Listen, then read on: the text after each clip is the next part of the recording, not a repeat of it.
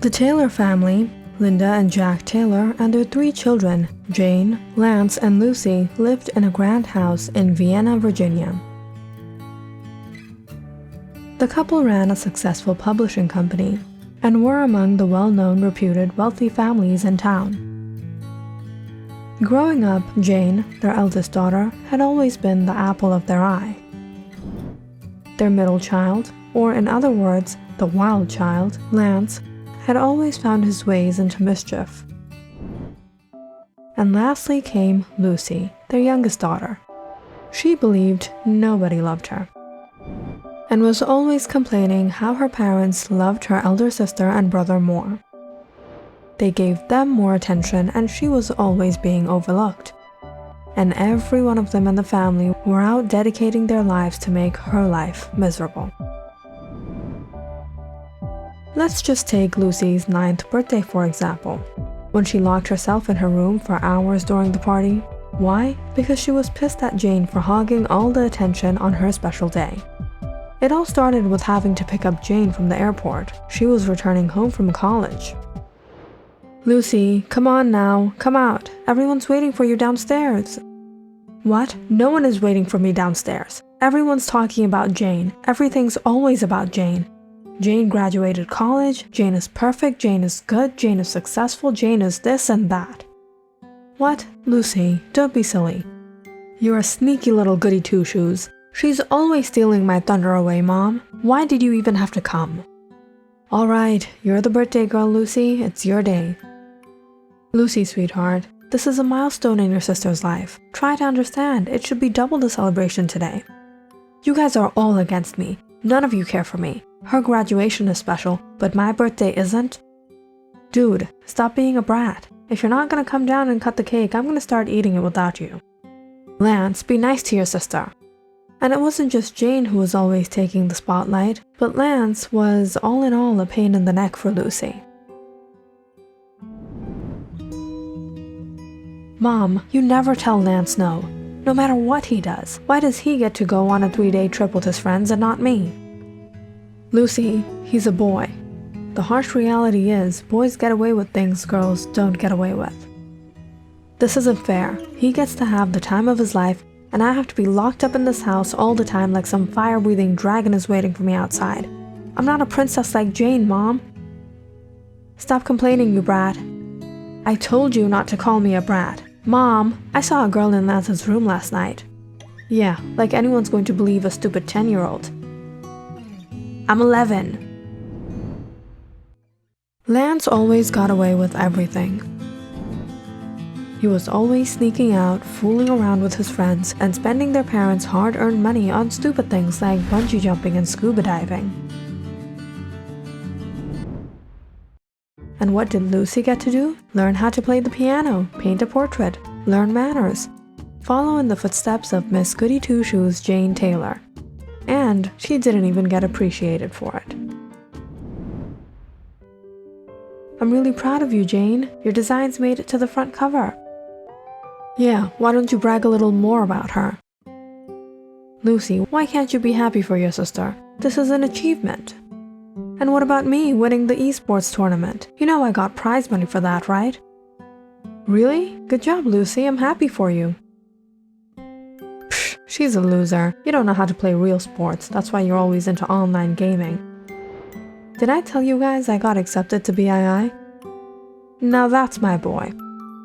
"What? It's like I don't even matter. Nothing I do matters. You guys don't even love me." "Oh, Lucy, you're so right. Nobody loves you. I just wish you didn't exist. It's all because of you, Jane. Mom and Dad only love you."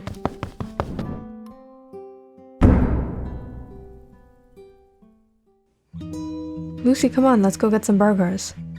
"Go eat burgers yourself. First you be a sneaky goody two-shoes, and then you try to make it up to me." "You're so smart, Lucy. You know what? I'll leave some in the fridge. You can sneak out in the middle of the night and have it. Don't worry, I won't tell." And that was Lucy's miserable life. Even after Jane got her own place, she was still the talk of her parents. Lance then moved out for college. So now at 16, Lucy was living in this huge house as the only child. which at first sounded like everything Lucy ever wanted. But it wasn't. Lucy had grown up with a lot of restrictions. You can't have this, you can't have that, you can't go over there, you can't do this. So Lucy ended up spending a lot of time in her room by herself playing games. She had been looking into a few gaming PCs lately, and she found the perfect one. But her parents were definitely not going to say yes. They wanted Lucy to be a lady. If she wanted a pony, they would have got it. But a gaming PC? No. The PC was almost $7,000, and Lucy could only gather half of it after breaking her piggy bank. On the other hand, Jane was now working as an aspiring fashion designer in the city. She was making good money, she had a place of her own, and was even in a relationship. Things were working out just fine for her. Now and then, she came to visit back home, and when she returned this time and saw Lucy, she could read her in and out and could tell she wanted something. "Hey, what's up?" "Nothing, I'm busy. And why do you keep coming here? You moved out already." "Don't be annoying, Lucy. This is my home too." "What are you doing?" "Playing games." "What, are you here to make mom and dad take the only happiness out of my life now?" "So mom and dad don't want to buy you this gaming PC." "Is that really a shocker? If you wanted it, mom and dad would have bought it in a blink. But why would they give me? I'm not their favorite child." "Of course you're not their favorite child. I am." Jane chuckled. "You know you don't have to ask mom and dad for everything. You're 16. You're grown up now. How about you do a job?" "A job?" "Yeah, I'll give you the money for the installment right now. And I'll set up a job for you and you can pay me back." Lucy liked the idea. She would finally be able to be something of her own. This was cool. But this was coming from Jane. She was showing off all her money. But then again, Lucy did want this PC. "Now, I know you're not into fashion designing because you're a tomboy, so the best I can get you is an office job." "Okay, if you say so." Lucy shrugged. "Now leave me alone. I have to finish this game." So, Jane called up her boyfriend, Adrian, who was working as an advisor at the BII Corp. "Would you know of any paid internships available at the company? My little sister was looking to make some money, and I was wanting her to get some experience while she's at it." "Internship? Okay, I'll see what I can do." Eventually, Adrian arranged a job as an assistant, where Lucy would actually make a decent amount of money in which she would be able to pay off Jane in only a few months. "Hello, I'm Adrian." "Hi, I'm Lucy. I'll let you in on something. Getting this position was pretty difficult since you're really young, but the job is simple and you look like an intelligent young woman. I'm sure you'll catch on quickly." "Thank you, I'll give my best." But Lucy soon realized what her job was. Rarely office work and majorly following an old man and bringing him coffee and cleaning up his folder drawers. This is so humiliating. She was to work there from 12 to 6 and had a small break in the middle. But sometimes Adrian dropped by and excused her for this and that.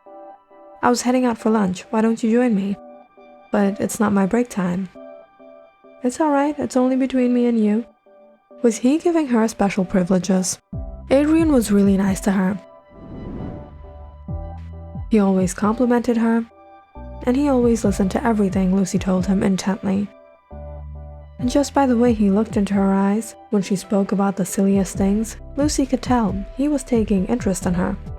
"Why don't we meet up on the weekend? I've heard from your sister you're not into romantic, feminine things, so how about we go go-karting?" "Sure, but you're not gonna cry after you lose to me, right? Is that a challenge?" The game is so on. "Are you ready to race? You're up for one surprise."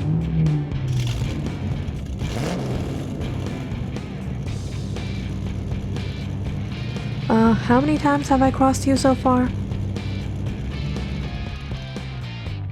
"I have to praise you. You're not just looks, you have talent too."